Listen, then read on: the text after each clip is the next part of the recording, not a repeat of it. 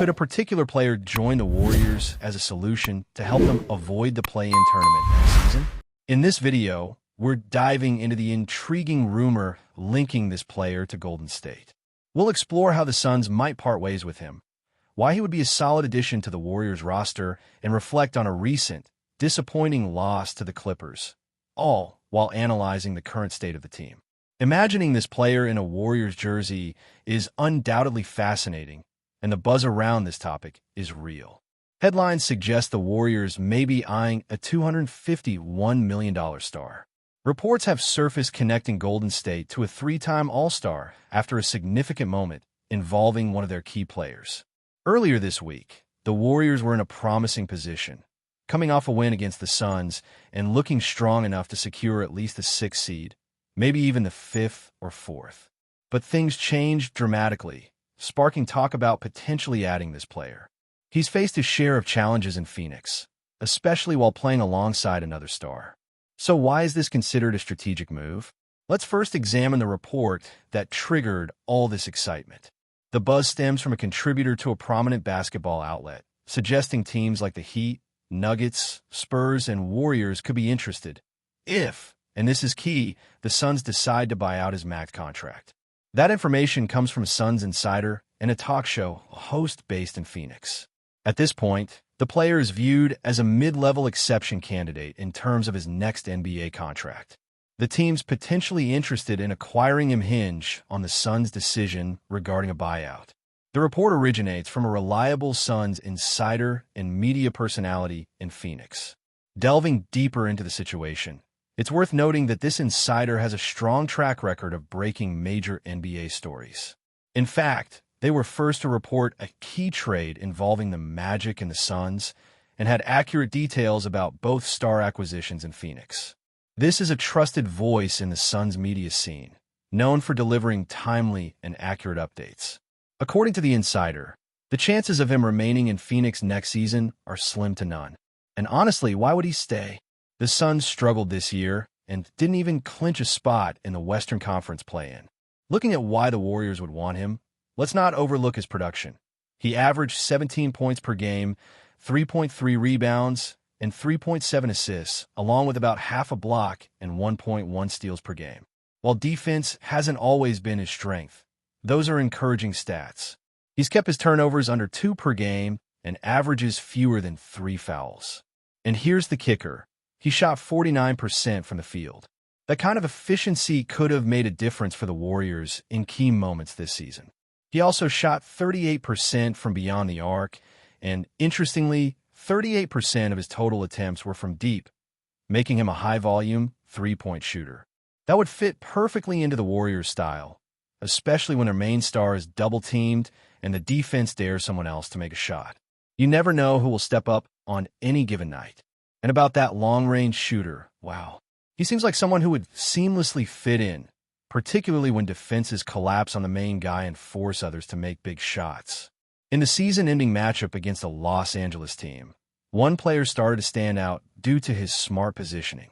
Meanwhile, another gets left wide open yet rarely converts, shooting under 20%. Still, a young player has been a pleasant surprise, scoring more consistently, especially after joining the starting lineup and averaging nearly 16 points per game during that span. Another player has shown a knack for making timely shots, and there's a bench contributor who has already hit over 200 three-pointers this year, though his consistency wavers. Often, it's clear that no one steps up when the team needs a clutch shot. Looking at the history of this potential addition, he's a scorer, someone who once averaged 30 points per game. Sure, that was about 5 years ago, but he remains a valuable offensive weapon. His output has dipped, largely because he's the third option behind 2 stars. Arguably, he'd be the second scoring option with the Warriors. Now, how does he fit in? He still has $111 million left over 2 years on his deal and was reportedly a reason his team couldn't land another top-tier star at the trade deadline. There were talks about bringing him back, but he expressed no interest. Multiple league sources say he actually blocked a potential trade, as one of the few players still holding a no-trade clause. He didn't want to be part of a 3-team deal, preferring a direct move. Teams in Florida or the Midwest were seen as more likely destinations. Regardless, he remains a capable scorer. He can shoot efficiently and score in multiple ways, from deep, off the dribble, or attacking the rim. There was a decent chance he'd land with a California team, but a trade to a team in Florida or the Midwest that could make the financials work seemed more likely.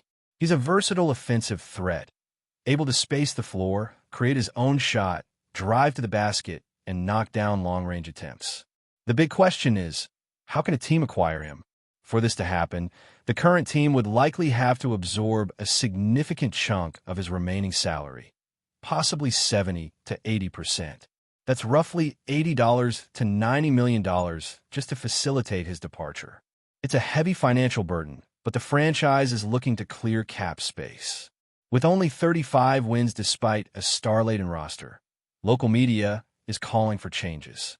This move could be key in relieving cap pressure, though others argue it's the result of poor front office decisions, especially the massive, guaranteed $50 million per year contract, plus a no-trade clause. Let's break down the team's financials. Their main star counts for $59 million against the cap, about 38% of the total. Another player is at $54 million. Adding a third name is a budgetary challenge. A key player has a $25 million hit. A promising young player recently re-signed for 3 years, $39 million. A bargain given his growing defensive impact, especially his steals. I've been impressed with his recent defensive showings, particularly in a standout performance. At about $11 million, he's great value. Another rotation player makes around $9 million, which still factors significantly into the team's cap situation. Some players have team options, which complicate things.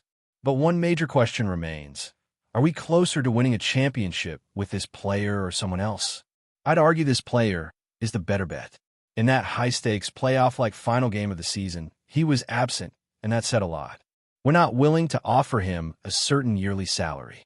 Instead, we might prioritize a more experienced player recovering from injury. I don't see this younger player returning, especially with recent speculation about potential team moves. There's also a key bench defender whose future is up in the air. How does he fit in? He's undeniably a defensive asset, and his three-point shooting has improved significantly this season, making him a valuable two-way contributor. The team has struggled without him, particularly due to recent injuries. Even though he returned for one game, his availability was limited. Still, he brings balance and cohesion to the team and was vital in the 2022 run. He needs to be re-signed. One other player remains a fan favorite, but who's grabbing rebounds off the bench. This team needs size and can't afford to sacrifice it for a smaller player. I'm not entirely convinced about acquiring this specific player if it means giving up size. Still, he's a proven scorer, shooting nearly 50% from the field. That kind of efficiency is rare. The situation raises valid concerns. Giving up size for a 6 feet 5 inches scorer might not be ideal. There are hesitations about fitting a player like that into this roster. Yet, he's a consistent finisher. His 50% shooting percentage is something the current team lacks, especially as many others are shooting in the low 40s or high 30s from three. That clearly doesn't cut it. So what are the opinions on possibly bringing him in? It could be a smart move. The team is clearly seeking something extra. Initially, they believed they had the right pieces with one particular player, but his absence in key moments has exposed a scoring gap. While he's improved recently, showing potential in clutch situations, the team still needs more help. They're already nearing the luxury tax threshold, so adding this player, even at a reduced cost after a buyout, would be financially tricky. Even if they signed him for around $7 million, there are doubts whether that's enough. He may want a buyout that lets him retain a good chunk of his current $50 million salary and aim for a new deal in the $10 to $12 million range. Too steep unless the team clears space by moving other players. If certain players are waived, that could help, but the long-term cap implications would be serious. Avoiding another no-trade clause is also crucial. Management has made savvy moves before and must stay sharp. While bringing in this player could pay off, it'll demand tough roster decisions. Still, He would enhance the team's offensive capabilities and complement their stars well. His versatility, shooting efficiency, and driving ability make him a valuable asset. The team faces tough decisions about who to keep, but there's no denying this player significantly boosts the offense. He's fast, efficient, and can shoot from deep, attack the rim, and create his own shot. Outside of the top players, who else on the roster can do that? Even when one of the stars makes something happen, it's usually a drive, and mid-range attempts have had limited success. This player would offer a high-quality secondary scoring option.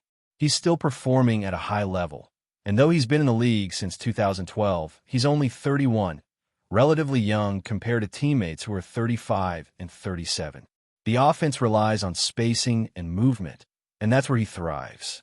His reliable long-range shooting makes him an intriguing addition if the price is right.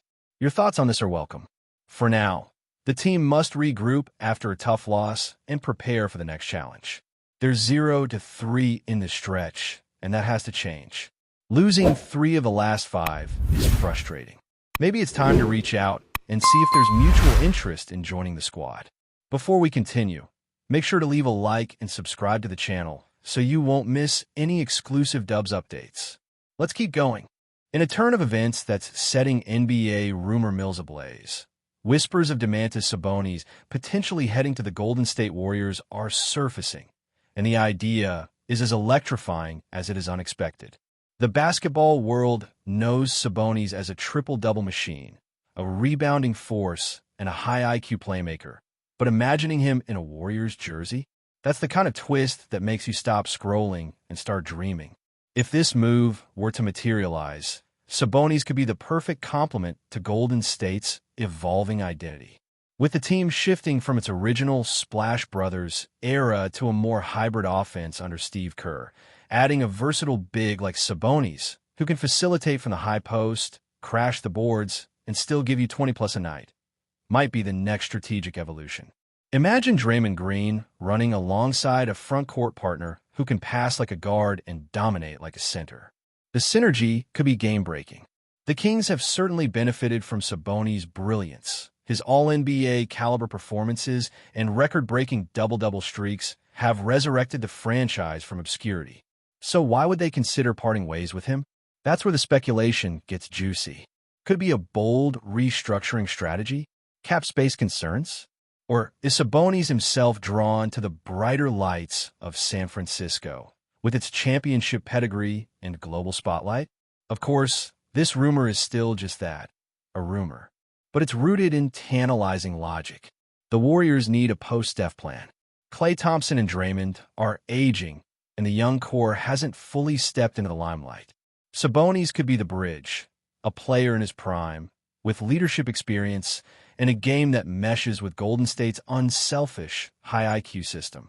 Whether it's smoke or fire, one thing's for sure, just the thought of Sabonis donning a Dub jersey is enough to make fans lean in. And if the front office pulls this off, the league better brace itself, because the Warriors just might be cooking up their next legendary chapter. Stay updated exclusively with the latest Dub Nation news. Subscribe to our channel and hit the like button to keep getting daily updates on the Warriors. Don't forget to share your thoughts in the comments. Your input is essential for the Dubs community. Stay tuned for the next video.